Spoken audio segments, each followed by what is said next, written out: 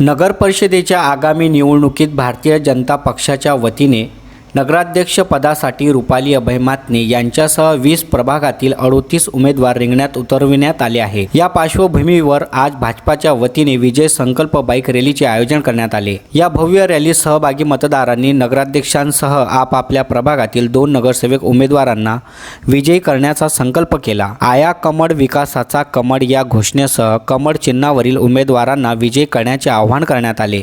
या रॅलीत आमदार प्रवीण तायडे, जिल्हाध्यक्ष प्रभुदास भिलावेकर, निवडणूक प्रभारी विनोद वाघ, नवनीत राणा, शेखर भुयार, नगराध्यक्ष पदाच्या उमेदवार रुपाली अभय मातने यांच्यासह विविध प्रभागातील उमेदवार व कार्यकर्ते मोठ्या संख्येने सहभागी झाले होते। आपले सर्व तळागाळाचे अभयदादाच्या मागे खंबीरपणे उभे राहणारा कार्यकर्ता आज जी प्रचार रॅली ठरवली होती, आजपर्यंत भरपूर निवडणूक झालेल्या होत्या, तेव्हा अभय मातनेंनी प्रत्येक वेळी प्रत्येक कार्यकर्त्याला सांगितलं होतं, निवडणूक आहे, भाजप पक्ष आहे, सगळ्यांनी एकजुटीने काम करायचंय। कार्यकर्ते त्यांच्या एका शब्दावर सगळेच्या सगळे इथं हजर व्हायचे।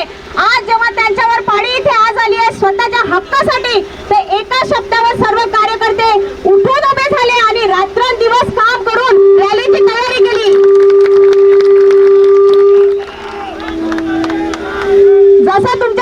जसं दादांचा संघर्ष आहे, तुमच्यासाठी दादा अर्ध्या रात्री धावून येतात। कधी त्यांनी घराकडे लक्ष दिलं नाही, कधी लेकरांकडे लक्ष दिलं नाही।